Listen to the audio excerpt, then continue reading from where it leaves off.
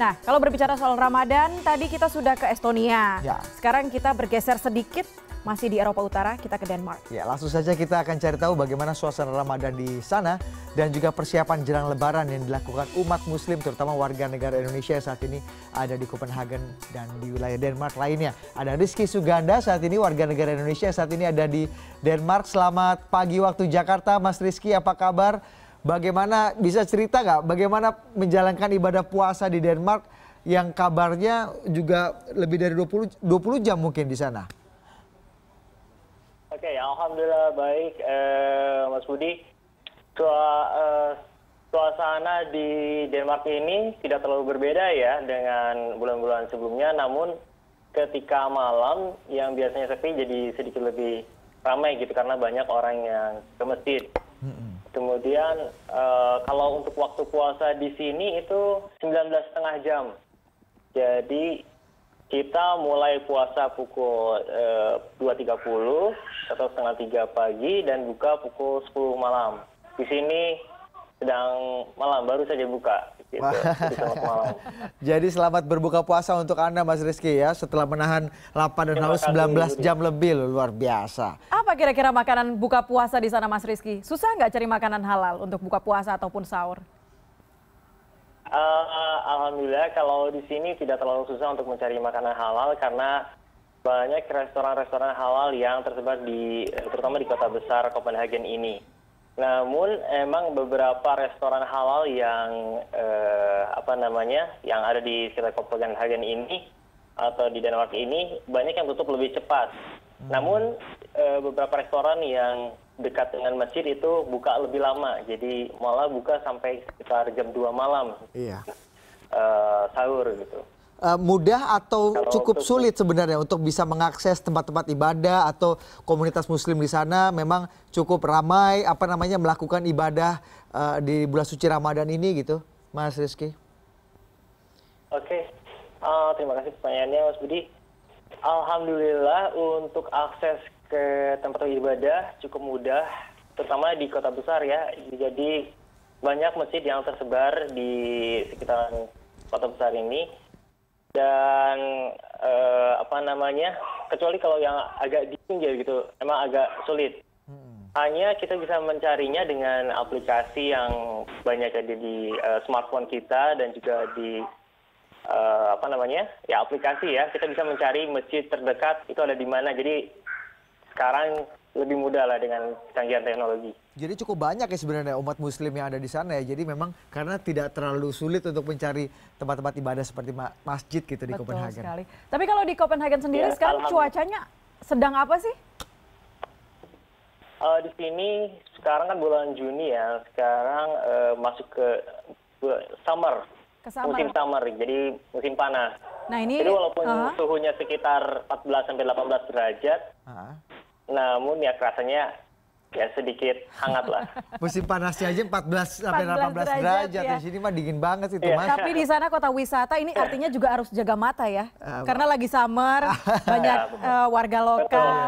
Begitu ya. Tapi kalau Mas Rizky ini kan jelang beberapa hari lagi kita akan merayakan hari raya Lebaran ini. Ada rencana-rencana khusus atau aktivitas khusus nanti yang akan dilakukan Mas Rizky atau mungkin warga negara Indonesia yang ada di Copenhagen sendiri untuk bisa menjalankan atau merayakan hari raya Lebaran itu di sana?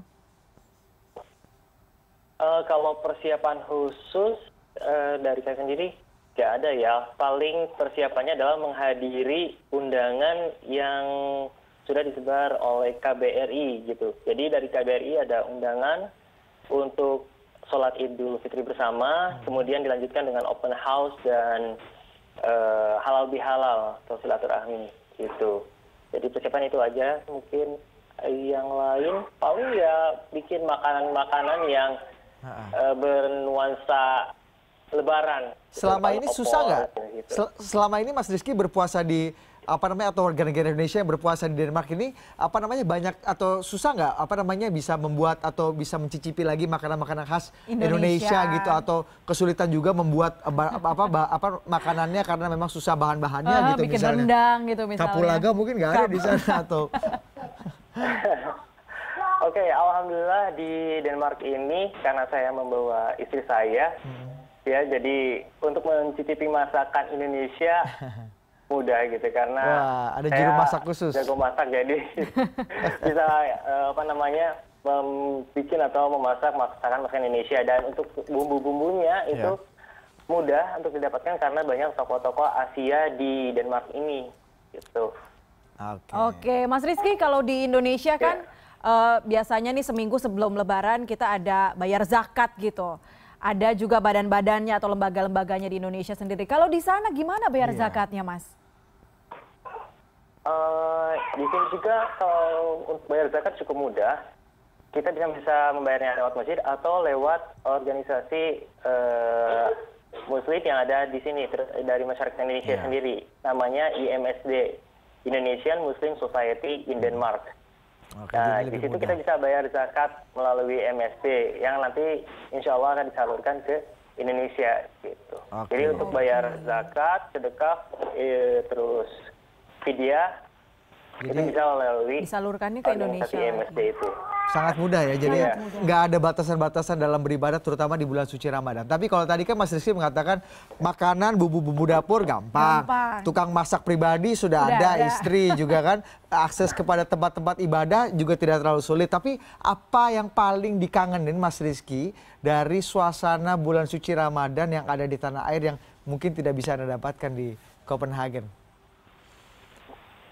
Oke, suasana pertama mungkin karena jauh dari teman-teman yang ada di Indonesia sana, jadi nggak reunian. Biasanya kan kalau di bulan Ramadan itu kita buka bersama dengan teman SD, teman SMP, teman SMA gitu, atau teman-teman kuliah. Di sini kita nggak bisa gitu karena nggak mudik juga begitu.